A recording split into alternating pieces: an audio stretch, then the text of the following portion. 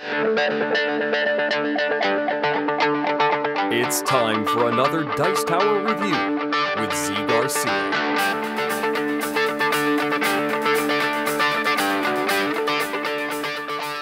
Hey everybody, today I'm taking a look at one of the games in the Cosmos 2-player line of games, and that is Pyramid of the Jaguar right here, which is one of the ones that was never released in English, and so I have here a German copy of the game. But again, it's a 2-player game with pretty simple, straightforward mechanisms in which you are splitting cards with your opponent, trying to build up your pyramid, trying to do that more efficiently than them, not get stuck having a card you cannot play, and ultimately move down the jungle path more than them and win the whole thing. Let me give you a look at how the game works. We'll come on back and I'll tell you what I think of it and how I feel about it in comparison to the overall 2-player Cosmos line, which is a very rich, interesting line of games. Here we go.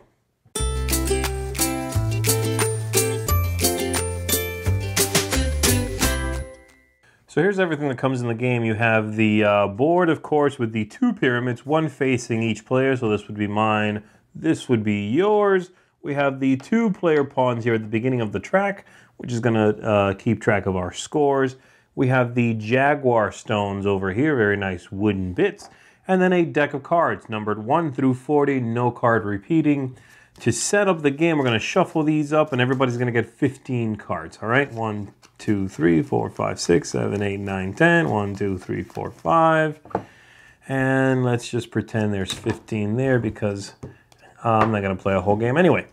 And so, once you've done that, then you are ready to begin. The way the rounds go back and forth until the game is over is I'm going to take a look at my hand of cards here, and I'm going to pick 2 cards from it. It can be whatever I want to.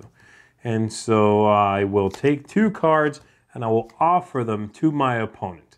My opponent will keep one, they'll pick one, and they'll play it anywhere in their pyramid they want to. And so they might play it there, and then I'll take the one they did not keep and I'll play it somewhere on my pyramid.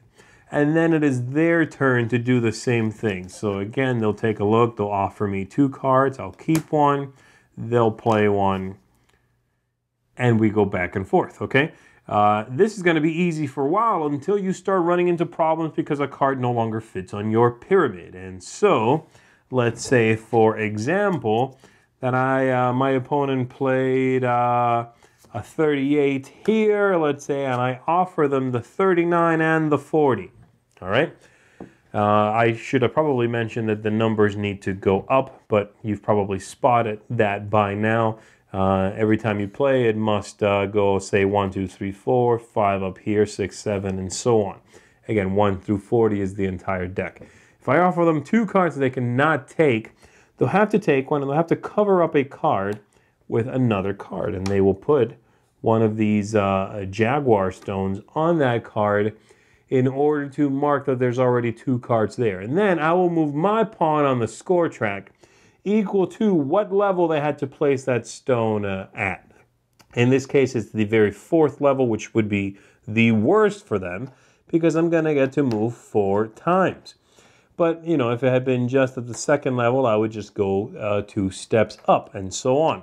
And there are some special powers here on the track, which include things like removing a card from my pyramid, removing a card from my opponent's pyramid, removing one of these stones from my pyramid, drawing a card from my opponent's hand, giving them fewer options, things like that.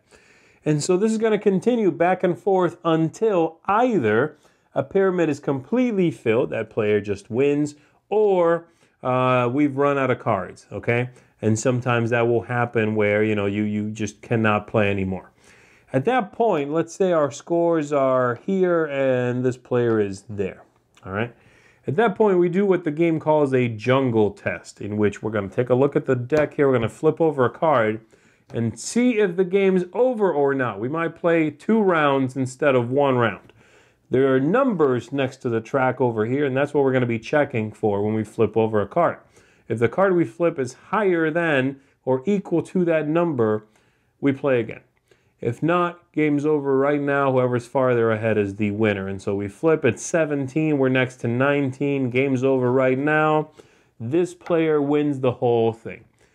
If not, again, if it had been, I don't know. Let's find a nice high number in here. Even 22 would do it. 22, we continue. So we shuffle everything up again. We play again. Obviously, past this point, game's going to be over. So usually, you're going to play 1 round or 2 rounds. And that's it. That's the entire game. It's very straightforward, very simple, as you can see. Just offering your opponent 2 cards, hopefully to put them in a tricky situation where they will not create a gap for themselves, and then you can stick them with some cards that have to go in that gap, move your pawn ahead on the jungle path here. So let's go back up top, and let me tell you if I think those mechanisms make for a good game. So there you have it. I would say that this is one of the simpler games in the line of Cosmos two-player games. And it unfortunately does not have a ton of replayability or interest, really. It's an okay game. I've enjoyed my plays of it. But it's a game I find very difficult to sort of manipulate. And this is not readily apparent from the video overview there.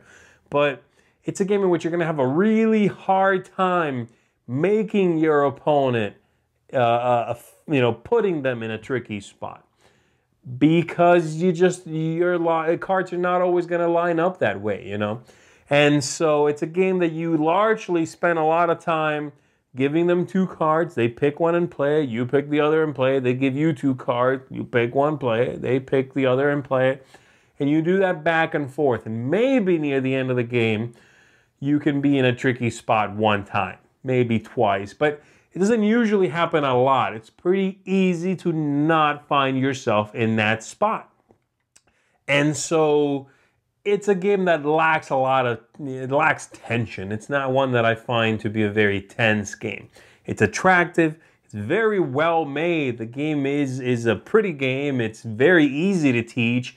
So if you're looking for one of the 2-player games in the line that is simple, one of the simplest, really, while still having something going on, not, devoid of choices, then this could be a good one. But there are so many other good games in this line or otherwise that I would say if you're looking for a 2-player game with more interesting tactics, then there are lots of better options. Even in this line, you are looking at something like Kahuna is going to have a similar bit of a feel, but it's going to give you perhaps a few more interesting choices, a little more forward planning, a little more going on, And so as it is, I would say you can safely pass on this one. No need to go out of your way to hunt down a copy because, again, as I said, it's perhaps a little harder to find and it never came out in English, but you won't be missing much on this one. Missing the oomph of interesting tactical choices or that tension. So that's it for me. That is the Pyramid of the Jaguar.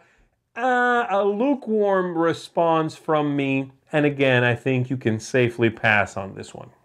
Thanks so much for watching the Dice Tower videos. Find more great videos and reviews as well as our top-rated audio podcast at Dicetower.com. You can also find other great shows at DicetowerNetwork.com. I'm Eric Summerer, and you've been watching The Dice Tower.